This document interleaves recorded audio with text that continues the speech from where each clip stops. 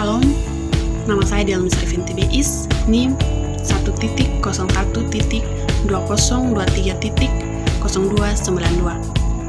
Saya mahasiswa dari Institut Agama Kristen Negeri Kupang, program studi pendidikan agama Kristen, kelas 1H.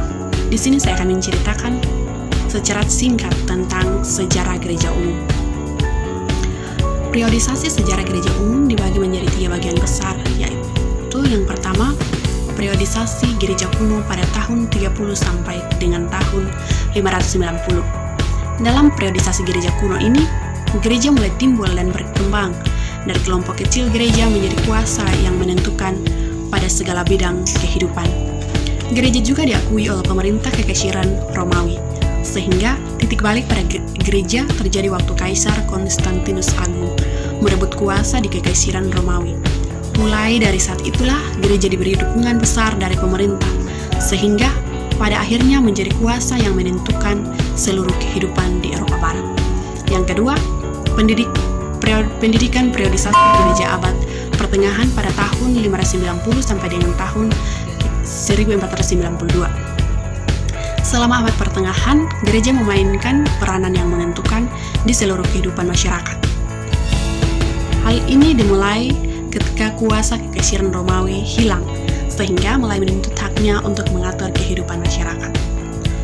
Adanya abad pertengahan, lazimnya dibagi menjadi 3 bagian lagi, yaitu yang pertama, awal abad pertengahan pada tahun 590 sampai tahun 910. Pada awal abad pertengahan, agama Kristen mulai disebar ke batas-batas utara dan timur laut benua Eropa. Sedangkan di Timur Tengah dan Afrika Utara, gereja diancam oleh sebuah dari pihak Islam. Yang kedua, abad pertengahan yang jaya pada tahun 910 sampai 1300. Seperti yang tercermin dalam nama periode ini, banyak perkembangan gereja selama abad pertengahan mencapai puncaknya pada zaman ini. Yang ketiga, akhir pada pertengahan pada tahun 1300 sampai tahun 1517. Periode ini merupakan peralihan dari abad pertengahan ke zaman reformasi. Dan yang ketiga, periodisasi sejarah gereja baru pada tahun 1492 sampai sekarang. Sesudah abad pertengahan, kesatuan gereja dipecahkan sehingga kemudian terlihat beberapa gereja di dalamnya. Periodisasi sejarah gereja zaman baru ini dibagi lagi menjadi 2 bagian, yaitu yang pertama, reformasi dan kontra-reformasi.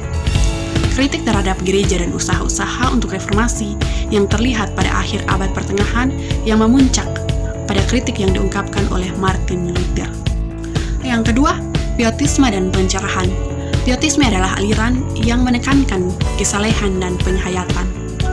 Aliran ini merupakan suatu reaksi terhadap perkembangan di gereja-gereja Protestan sesudah reformasi.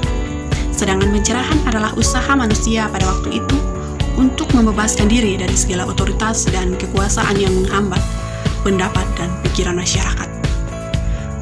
Sekian penjelasan singkat dari saya. Terima kasih. Tuhan Yesus memberkati.